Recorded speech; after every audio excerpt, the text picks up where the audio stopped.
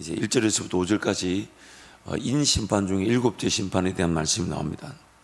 특별히 2절 말씀에 보면 7천사가 있어 7나팔을 받았다 하면서 이제 인심판 후에 7인심판 후에 7나팔 심판이 등장할 것을 지금 언급하고 있습니다.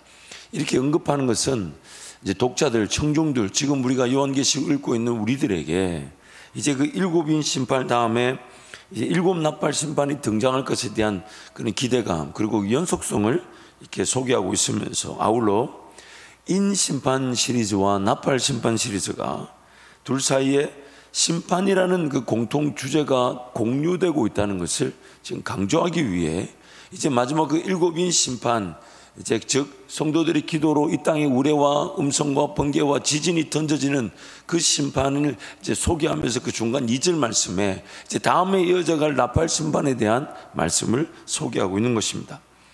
그래서 7심판을 하나씩 소개하면 우리가 첫 번째인 심판은 이 군사적인 정복이었죠. 아마 이게 띄어쓰기가 거꾸로 된 것 같은데 첫 번째인 심판은 이제 군사적인 정복이었고 두 번째인 심판은 세계적인 전쟁이었고 세 번째인 심판은 기근으로 인한 심각한 경제적 고통, 네 번째인 심판은 전쟁, 기근, 사망, 땅의 짐승에 의한 심판이었고 다섯 번째인 심판은 교회 공동체가 당한 고난을 근거로 한 그 세상을 심판하는 것이며 여섯 번째인 심판은 우주적 붕괴의 심판, 그리고 이제 일곱째인 심판은 이제 최후의 심판으로.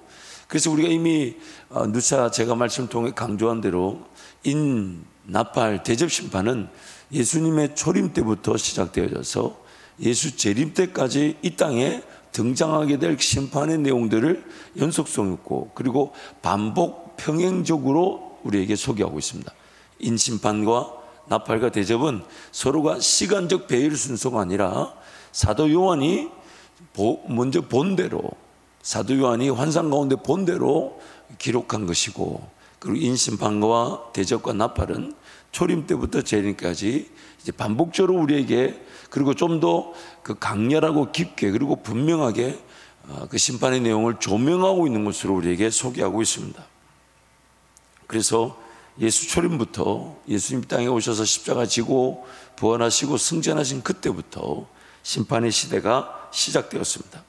그러므로 신약 시대, 성령 시대, 교회 시대, 은혜 시대라 불리는 지금은 종말적 심판의 때입니다.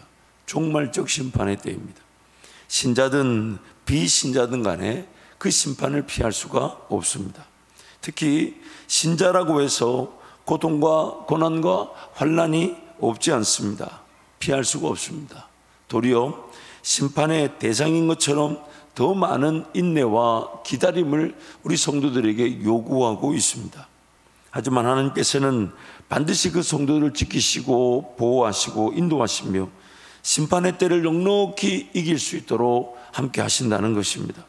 그래서 7장 말씀은 여섯 번째 인심판과 일곱 번째 인심판 사이에 하나의 삽입적 문학 기법으로 심판의 내용보다 더 중요한 내용이 무엇인지 그 심판의 목적과 심판의 이유에 대해서 강조하듯 우리에게 말씀하는 것입니다.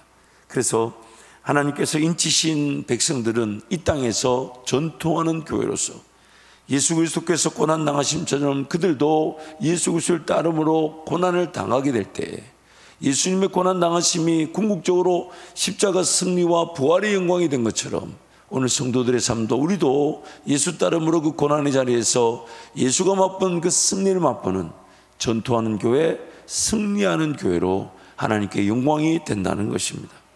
무엇보다도 가장 중요한 진리는 하나님께서 지금 창조주로서 천상에서 이미 그분이 우리 하나님이 받으셔야 될 예배를 다 받고 계시면서 그리고 예수 그리스도를 통해 이 땅에 하나님의 그 몸된 교회들이 온전해질 수 있도록 그래서 7 사자들을 보내시고 7 사자들을 세우시고 7 교회에 여전히 그 기회를 주셔서 이길 수 있는 은혜를 주시면서 이 땅에 남아있는 자기 백성들 그 교회가 하나님을 온전히 예배할 수 있도록 하시는 것, 그것이 지금 보좌에 앉으신 하나님의 목적이라는 것입니다. 그래서 그 백성들을 구원하시기 위해 그 죄로 말미암아 심판을 당할 수밖에 없는 세상에서 자기 백성들을 건져내고 계신 것입니다. 또한 죄로 인한 그 타락한 세상의 심판은 사람들의 죄로 인해 이미 자행된 것이며 나타날 수밖에 없는데, 예수님은 마치 그 심판조차도 자기 백성들, 그 교회와 성도들을 지키고 보호하고 인도하시기 위해 심판을 주도하고 계신다는 것입니다.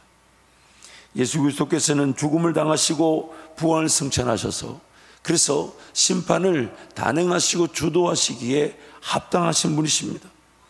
자기 백성들을 철저하게 지키시고 또한 그들의 안전과 보호를 최우선으로 하여 심판을 단행하십니다. 자기 백성들의 그 교회의 신원과 기도를, 심판의 때를 조절하시고 심판의 내용을 결정하시고 또한 마침내는 심판을 완성하신다는 겁니다. 자기 백성들, 그 교회와 성도들의 기도로 심판의 때를 결정하시고 심판의 내용을 결정하시고 심판의 완성을 결정하신다는 것입니다. 그래서 오늘 마지막 7번째 말씀에 대해서 유진 피터슨 목사님의 그런 주석을 좀 소개하면요, 반시간쯤 고요하더니, 즉 하늘의 침묵이 흐른 것은 그 기도를 듣기 위해서였다. 침묵에서 행동이 나온다. 천사가 향로를 갖고 하나님의 제단 앞으로 나왔다. 그는 그리스도인의 기도와 양을 쏟고 이어서 제단에서 가져온 불과 합쳤다. 그리고 그 모든 것을 향로에 담고 하늘의 성벽 너머로 던졌다. 향로가 대기를 가로질러 땅으로 떨어졌다. 그 결과 우레와 음성과 번개와 지진이 있었다. 하늘로 올라갔던 기도들이 엄청난 힘을 지닌 채 되돌아왔다. 기도가 측량할 수 없는 위력을 품고 역사 속으로 다시 들어온다. 우리 지구는 그로 인해 날마다 흔들리고 있다. 마지막 표현이 너무 멋있어요. 기도가 측량할 수 없는 위력을 품고 역사 속으로 다시 들어온다. 저와 여러분이 드리는 그 기도가 하나님께 이렇게 쭉 향기로운, 마치 흠량하신 제사처럼 하나님께 올려졌는데, 하나님 그 기도가 향로에 담겨지게 하시고 또한 그 성령의 역사처럼 그 불이 되어 그 불과 함께 섞여져서 이 땅에 엄청난 능력을 발휘하는 위력하심으로 우리에게 다시 돌아온다. 역사 속으로 돌아온다. 제가 한번 11가지 정도로 기도에 대해서, 오늘 이 요한계시록 8장 1절에서 5절에 나오는 그 7번째의 심판, 즉 그 우레와 음성과 번개와 지진의 그 심판, 즉 최후심판을 상징하는데, 그 최후심판을 결정짓는 요소가 뭐냐면 바로 교회와 성도들의 기도라는 겁니다.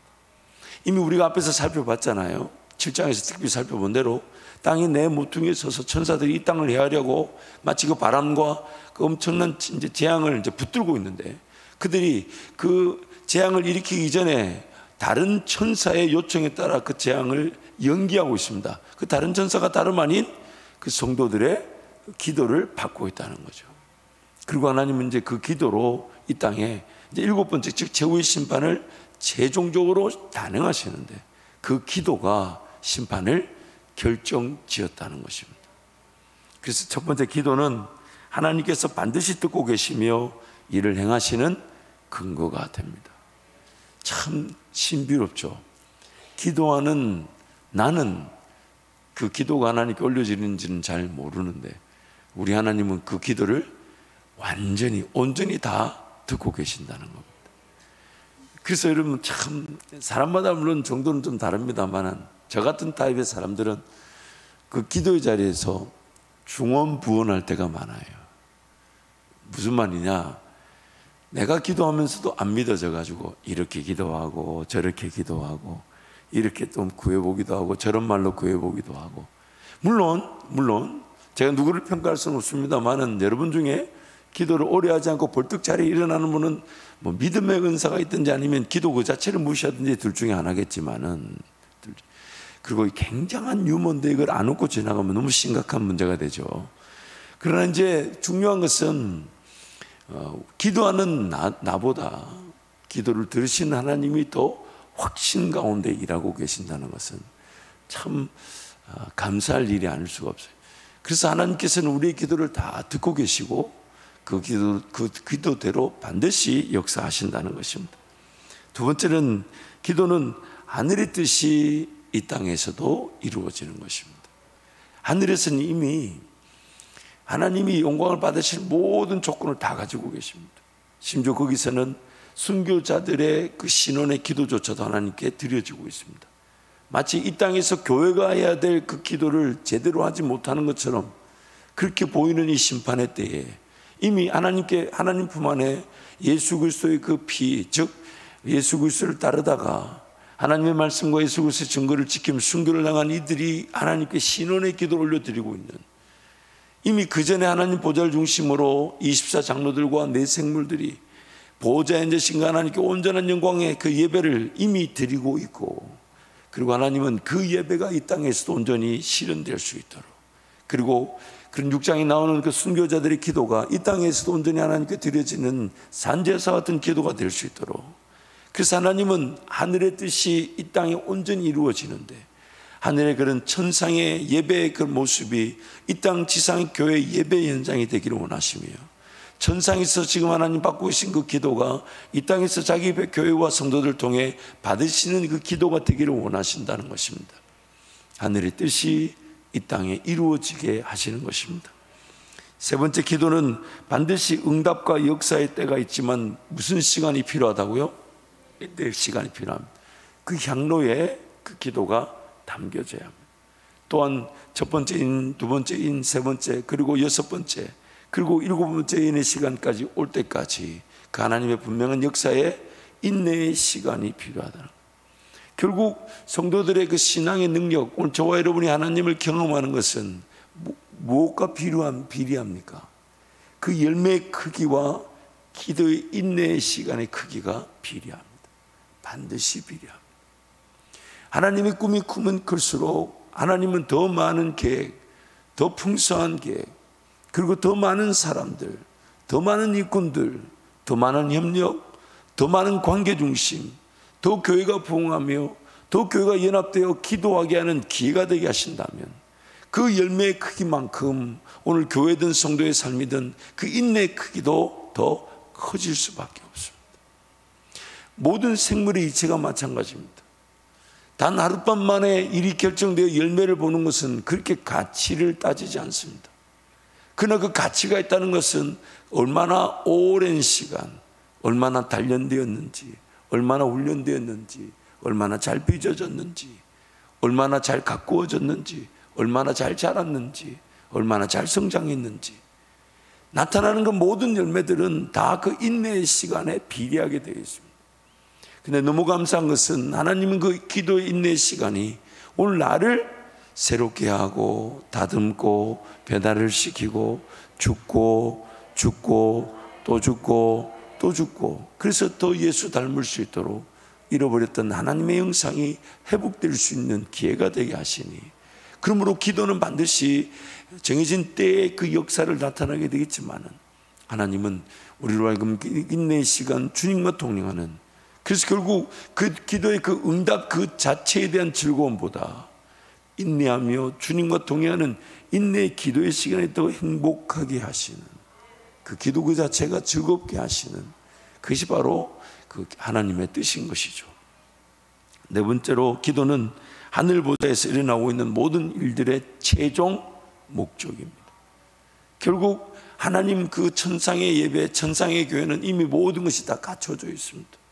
그리고 그것이 이 땅에 실현되게 하실 때에 무엇이 최종적인 열매로 하나님께 드려지고 있냐면 그 고난과 고통과 환난 가운데서도 하나님의 말씀과 예수에 대한 증거를 끝까지 지켜내며 주님께 신원하듯 주님께 맡겨놓듯, 모든 전쟁은 하나님께 속해 있습니다.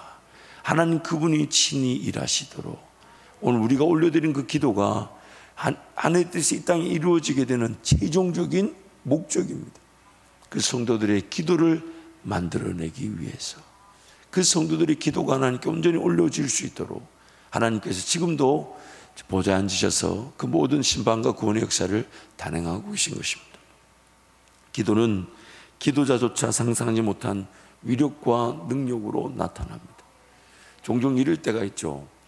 와, 나 그거 별로 기도를 많이 한 것 같지 않은데 하나님 이걸 들어주시네. 그럴 때가 있죠. 있습니다. 또 이럴 때도 있어요. 하나님은 그 문제로 인하여, 그래서 내가 하나님 이거 해결해 주세요라고 기도했더니 나중에 때가 되어 나타났을 때 하나님은 그 기도만 이루시는 게 아니라 그 기도를 이루시기 위해 다른 필요한 부수적인 것들도 다 합력하여 선을 이루시듯 다 이루게 하셨을 때 이렇게 우리가 고백하죠. 하나님 그래서 나한테는 인내하게 하셨구나. 나는 단지 그 문제 때문에 기도하게 되었는데 나중에 지나고 보니까 그 문제뿐만 아니라 하나님이 또 이것도 저것도 이것도 같이 해결되어져야만 했었구나. 하나님 모든 것을 합력하여 선을 이루시는구나. 그렇게 우리는 고백할 때가 있죠. 그래서 기도는 우리가 생각하는 것 이상의 상상할 수 없는 그 위력과 능력이 있는 것이죠. 여섯 번째, 기도는 환난 중에 있는 성도들의 능력이 그들이 아닌 하나님께 있음을 보여주는 증거입니다. 이제는 우리는 고난을 당하고 있습니다. 고통과 그 환난을 피할 수가 없습니다. 우리 힘으로 아무것도 할 수가 없습니다. 그저 주님 바라보며 주님께 간구한 것인데 하나님은 우리의 기도로 그 심판의 내용을, 그 심판의 때를, 그 심판의 완성을 결정하신다는 것입니다. 일곱 번째, 기도는 성도들의 삶을 위하는 소극적 측면에서 시작될 수 있지만 하나님의 나라를 지키는 능력입니다. 좀 전에 말씀드린 것처럼 그 인생의 문제로 인하여 기도하기 시작했는데 그 기도하는 성도는 그 기도의 자리에서 하나님의 임재를 맛보며 예수의 평안을 누리고 또한 예수님이 함께 하심이 더 믿어지고, 그래서 지금의 그 문제 때문에 기도하러 왔다가 막상 그 기도의 자리는 주님을 더 기쁘게 찬양하고 주님을 더 기쁘고 즐거워하고 또 주님이면 충분합니다. 결국 그 성도의 그 기도는 자기의 문제에서부터 시작된 것처럼 보이지만 교회를 지키고 하나님 나라를 지키는 기도자의 자리가 되게 하시는 것이죠. 또한 여덟 번째, 기도는 성도들의 삶을 온전히 드리는 향기로운 제사입니다. 예전에 저희 교회 오셨던 의정부 광명교회 재남수 목사님께서 부흥회 중에 이제 그 기도의 중요성 또 기도의 목적에 대해서 이제 말씀을 나누실 때 참 제가 은혜 받았던 부분이 있어요. 그게 뭐냐면 피곤하고 졸리더라도 강단에 가서 이 몸을 누워놓고 주님 이 몸이라도 받아 주십시오. 그렇게 여러분 기억나십니까? 저는 너무 은혜가 됐어요. 그 뒤로 기도하다가 조는 때가 있어도 내 몸을 받으신 하나님. 아니 물론 졸지 않고 기도하는 게 더 행복한 일이죠. 그러나 생각해 보세요. 집에서 편안하게 자도 되는데 굳이 교회 와서 졸아주는 것도 은혜 아닙니까? 그렇잖아요, 여러분. 그러니까 여러분 예배 시간에 설교 시간에 성도들이 좀 조는 거는 90%는 목사 탓이고 10%는 그래도 그 인생에 하나님의 더 은혜가 더 필요하다는 고백이니까 존다고 너무 신경 쓰지 마시고 적절한 지혜로 서로 깨워주시기를. 적절한 지혜입니다. 가끔씩 저도 설교하다가 놀랄 때가 있어요. 아마 대개의 경우 부인이 남편을 그렇게 대하는데 정말 그분은 졸다가 거의 주님 만나는 분위기로 찔림을 당할 때가 있어요. 제가 설교 시간에 종종 그런 걸 보면 저도 깜짝 저걸 저렇게 조시는 분을 저렇게 세게 찌르면 졸다가 굉장히 놀랄 수가 있잖아요. 그런 말 있잖아요. 애들 경기한다고. 그건 경기해요. 막 이렇게 그것도 생각해 보세요. 집에서 편안하게 자도 되는데 따라와 준 것만 해도 감사하잖아요. 그러다가 어느 날 콧물 흘리며 주님 만날 때가 있는 거지. 그거를 부인들이 부인들만 하면 좀 그렇지만은 부부지간에 서로가 못마땅해 가지고 그걸 갖다가 찌르는데 설교하는 제가 보고 제가 놀라요. 저 졸다가 저 무슨 날벼락일까? 그리고 그 얼마 얼마나 손가락에 독이 품어져 있는지. 정말 그렇잖아요. 그 한 손가락인데도 얼마나 깊숙하게 찌르는지. 근데 본인도 알잖아요. 지금 이 자리가 어떤 자리인지. 그거 막 화다딱 놀랄 수도 없고, 찔렸는데 그걸 막 십자가 고난을 참으듯이 참아야 되니. 근데 여러분 잊지 마세요. 오늘 우리가 드리는 기도는 하나님이 그 자체로 향기로운 제사로 받으신다는 거예요. 기도하겠다는 그 마음, 기도하고 싶은 그 마음, 기도자의 자리에 달려 나오는 그 마음. 물론 그것이 잘 안 지켜질다고 했다 해도 그 마음도 하나님은 향기로운 제사로 받으시는 거죠. 그러니까 여러분 포기하지 말고 계속 도전하는 거죠. 기도의 자리를 사모하고, 기도의 자리를 기대하고, 결단하고, 다짐하고. 왜냐하면 나보다 더 하나님은 그걸 얼마나 더 귀하게 여기시겠습니까? 그 모든 걸 하나님은 다 향기로운 제사로 받아주시니까. 그래서 더 사모하고, 더 기대하고, 더 바라고. 그리고 좀 피곤하고 졸려서 내가 지금 교회 기도하러 가면 분명히 존다 하라고 안 올 게 아니라 이 몸이라도 드리는 마음으로. 그런데 어떨 때는요, 정말 몸이라도 드리겠다 싶어서 피곤한 마음, 피곤한 몸을 끌고 왔는데 성령에 붙들려서 얼마나 뜨겁게 기도가 될 때가 있을지 모릅니다. 그때 놀라죠. 아, 정말 내 힘으로 기도하는 것이 아니는구나. 그러니까 여러분, 내 삶 자체, 내 능력, 내 실력의 그 기준에 자꾸 우리를 그 한계 두지 말고, 내 실력, 내 능력으로 기도하고 예배할 때가 있다면 그것도 감사한 일이지만, 그러나 하나님께서 나를 도우시면 예배는 더욱 예배다워질 것이고, 기도는 더욱 기도다워질 것이니까, 부랴부랴 나의 삶을 주님께로 갖다 놓을 때 주님이 내가 생각하지 못한 능력과 권세로 내 삶 자체를 향기로운 예배로 받으시듯 그렇게 기도의 자리에서 함께 동행해 주시는 것입니다. 9번째 기도는 입과 마음과 삶으로 드리는 고백과 간구입니다. 단지 입으로만 드리는 고백이 아니라 마음으로 드리는 것이고 삶으로 드리는 것입니다. 그래서 내 삶에 어떤 구별된 문화, 구별된 습관들, 다 그건 주님이 받으시는 향기로운 제사, 즉 기도로 삼아 주신다는 거죠.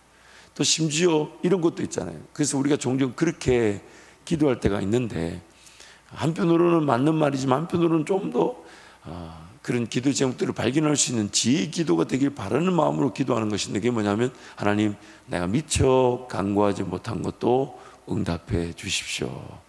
참 하나님께 별걸 다 구해요. 내가 기도하지 않은 것 다 기도되게 해달라는 기도도 하잖아요. 참 그게 처음에는 말이 안 맞아요. 아니, 말이 안 맞아요. 보세요. 내가 기도하지 못한 것까지 다 기도해 달라는 말은 기도를 안 하겠다는 뜻이지 하겠다는 뜻이 아니잖아요, 이게. 아니, 여러분들 그렇게 기도하잖아요. 이것도 말하고 보니까 하나 또 이상한 거 가르쳐 준 분위기 같습니다만은, 근데 보세요. 그 기도도 하나님이 어떻게 받아주시냐면, 내 삶에 내가 미처 보지 못했지만은 이미 나타나고 있는 일들, 이미 깨닫지 못했지만 이미 벌어진 일들, 내가 인식하지 못했지만 이미 내 삶에 나를 주도하고 혹은 나를 지배하고 있는 일들에 대해서도 하나님은 그것을 나의 삶의 몸부림, 그 고통, 고난, 그 당하는 일이 기도가 되게 하신다는 겁니다. 하나님 앞에 달려나와 하나님 살려주세요 라고 말할 때 우리는 단지 우리가 알고 있는 문제에 대해서만 얘기하는 게 아니잖아요. 뭐가 날 괴롭히고 있는데 뭔지 모르고, 뭐가 날 힘들게 하는데 뭔지 모를 때 우리의 고백은 그거밖에 없죠. 그냥 내 삶으로 고백하는 것밖에 없죠. 하나님, 불쌍히 여겨주십시오. 긍휼히 여겨주십시오. 살려주십시오. 그래서 우리의 기도는 내 입과 마음과 삶으로 하나님 앞에 드리는 것입니다. 10번째 기도는 하나님께서 천상에서부터 심판과 권의 역사가 단행되도록 하는 뭐라고요? 최종 열쇠입니다. 주님 뭘 하셨습니까? 천국 열쇠를 우리에게 주신다고 하십니다. 우리가 열면 열리고 우리가 닫으면 닫힌다고. 결국 우리의 삶에 그 기도가 하나님의 그 역사를 결정짓는 열쇠가 되는 것입니다. 11번째 기도는 하나님께서 심판과 구원을 결정하는 기준이 됩니다. 그래서 이스라엘 백성의 그 제약으로 심판을 단행하려고 하셨을 때 모세가 기도하죠. 하나님 분명히 모세에게 말씀하셨어요. 너 비켜라. 내가 저들을 다 멸망시켜버리고 너로부터 한 민족이 시작되게 하겠다. 민수기 말씀을 쭉 읽어가다 보면 이렇게 하나님이 심판을 모세에게 말씀하시고 단행하시겠다는 분명한 의지를 드러내셨지만 모세가 중보기도 했던 것이 한두 번이 아닙니다. 결국 하나님의 뜻은 하나님이 심판을 하시겠다는 뜻도 분명히 지키셔야 되지만 또한 자기 백성들이 내 백성이 하나님의 전에서 하나님을 향하여 기도하면 단 한 명이라도 기도하면 하나님께서 그 기도를 들으시고 그 땅을 심판하지 않겠다고 약속하셨습니다. 그러므로 기도는 내가 어떤 죄의 자리, 어떤 연약함, 어떤 부족함 그 모든 것들을 하나님께서 뒤집어 주시는 구원과 심판의 기준이 되는 것입니다. 기도하면 그 죄는 끊어지게 되고 기도하면 그 저주는 끊어지게 되고 기도하면 그 심판은 끊어지게 되며 기도하면 그 심판의 자리에서 내가 그 심판을 막아서는 파수꾼이 되게 하는 것입니다. 그래서 기도는 우리의 모든 하나님의 심판과 구원을 결정짓는 기준이 되는 것입니다. 그렇다면 이런 질문을 한번 던져봐야 되겠죠. 나의 기도는 과연 그러합니까? 나의 기도는 과연 그러합니까? 물론 우리의 이런 인생의 문제를 당했던 것에서부터 기도가 시작되는 소극적인 측면도 분명히 기도의 시작점일 수 있지만 정말 우리가 기도를 그 하나님의 그 심판과 구원의 역사를 결정짓는 기준으로서 나의 기도를 나도 그렇게 대하고 있습니까? 정말 하나님께서 이 세상 만물을 새롭게 하시기 위해 그래서 다시 오신 그날까지 그 심판 중에 구원의 역사를 펼치고 계신데 정말 나의 기도를 통해 그 심판 중에 구원의 역사를 펼치고 계신다면 나의 기도는 정말 그러한 하늘의 뜻이 이 땅에 이루어지도록 그렇게 하나님 앞에 인내하며 기도하고 있습니까? 하나님께서는 지금 이 땅 교회와 성도들의 기도를 받으시기 위해 모든 것을 주관하고 계십니다. 하나님의 단 하나의 목적, 저와 여러분이 기도하게 하시는 것.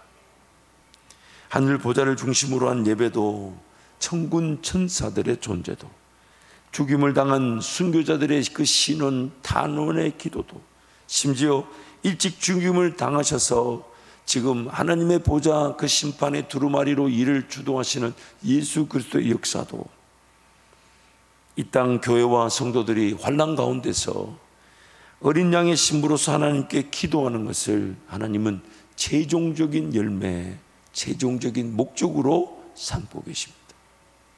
그만큼 중요하다는 것이죠. 그래서 일곱째인 이제 재후 심판을 확정하실 때도 하나님의 모든 관심과 초점은 그래서 하나님의 모든 하늘의 모든 세력들도 고요히 잠잠해지는 것은 지금 그 어떤 소리보다 성도들의 기도를 들으시길 원하시는 것입니다. 그 기도에 하나님은 역사를 이루어가기를 원하시는 것입니다. 그래서 하나님께서는 세상 모든 역사를 주관하고 계시면서 또한 죄로 인한 그 타락한 세상을 심판하시되 세상 속에 있는 자기 백성들 교회와 성도들을 구원하시는데 어린 양 대신 예수 그리스도께서 그 하나님의 심판의 두루마리를 치셔서 모든 것이 다 이제 예수 그리스도 그분 그 역사 그 능력이 결정되어 있죠. 확정되어 있죠.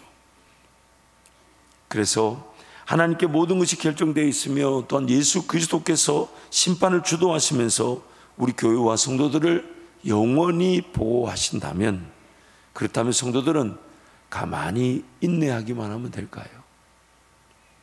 그냥 가만히 살아가기만 하면 될까요? 그 모든 역사, 예수 그리스도의 모든 구원의 심판의 역사가 오늘 우리가 자발적인 반응으로 하나님께 기도할 수 있도록 하기 위해서 기도할 수 있도록 하기 위해서 사실 오늘 우리 삶은 하나님 앞에 예배자로 또 기도자로 살지 않으면 신명기 말씀에 의하면 그 저주와 화를 사망을 멸망을 피할 수가 없는 자들입니다. 그래서 우리 앞에 원래는 한 길밖에 없었죠. 죄로 인해 다 사망의 길을 걸어가고 있었습니다. 그 길밖에 없었어요. 그런데 예수 그리스도의 구원의 역사로 말미암아 우리 앞에 이제 다른 길이 또 생겨났습니다. 그게 바로 생명과 축복과 은혜의 길인데, 그런데 우린 여전히 그 두 길 중에 한 길을 걸어가게 된다는 거예요. 한번 예를 들어 볼게요.